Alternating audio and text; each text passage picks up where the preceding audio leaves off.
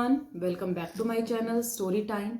इस चैनल पर डेली मैं आपसे मिलती हूँ मोटिवेशनल स्टोरी के साथ। आई होप आपको मेरी स्टोरी अच्छी लगती होगी। आज भी आपसे मिली हूँ एक इंटरेस्टिंग मोटिवेशनल स्टोरी के साथ जो क्रोध पर आधारित है। हाँ जी, आज की हमारी कहानी गौतम बुद्ध की कहानी है जो उन्होंने हमारे सामने रखी है क्रोध पर। चलिए शुरू करते हैं इस कहानी को। एक दिन गौतम बुद्ध अपने शिष्यों के साथ अपने आश्रम में, जो उनके बार आश्रम के पास स्पेस था, वहां पर शांति से बैठे थे। उन्होंने मौन धारण कर रखा था। तो उनके जो शिष्य हैं उनको देखकर बोलते हैं कि गुरुजी, कोई बात है या आप अस्वस्थ हैं जो आज आप हमसे बात ही नहीं कर रहे हो, आप बिल्कुल चुपचाप बैठे हो। पर गौतम बुद्ध जी इस बात का तब भी कोई उत्तर नहीं देते हैं, वो अपने ध्यान में ही मगन रहते हैं।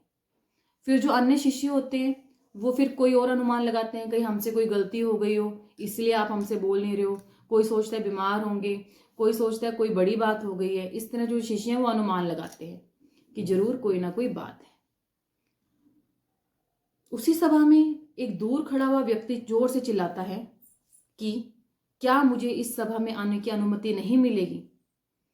पर जो गौतम बुद्ध जी हैं वो जिस तरह से आंखें बंद करके अपने ध्यान में मगन थे वैसे ही बैठे रहते हैं।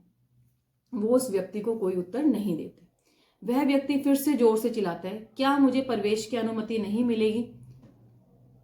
पर उनका उधर से कोई उत्तर नहीं आता। इसी बीच एक उदार शिष्य ने पूछा, गुरुजी हमें बताइए आपके मौन रहने का क्या कारण है। तभी दूर खड़ा हुआ व्यक्ति फिर चिल्लाता है कि मुझे अंदर आने दो।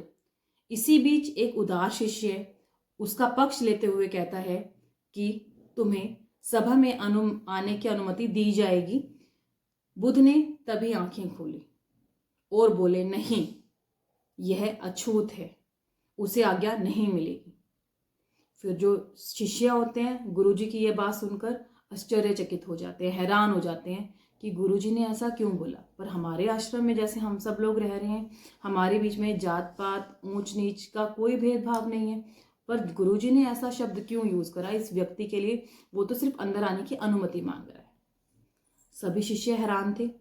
उन्होंने गुरुजी से बोला कि ऐसा क्या हुआ है जो आपने इस व्यक्ति को ऐसे बोला। तो गुरुजी बोले, अभी यह व्यक्ति अछूत है क्योंकि वह क्रोध में है। उसको पता नहीं है कि तू क्या कर रहा है, क्यों कर रहा है। और क्रोधित व्यक्ति जो होता है वो अपनी मानसिकता के अनुसार कार्य नहीं करता, वो क्रोध में ही रहता है। क्रोधित शिष्य, जो क्रोधित व्यक्ति था, वो ये सब बातें सुन रहा था। तो वो खड़ा हुआ सुन रहा था कि ऐसा क्या है जो मैंने ऐसा करा है, आप मुझे अछूत कह रहे हैं, ऐसी कौन सी बात है।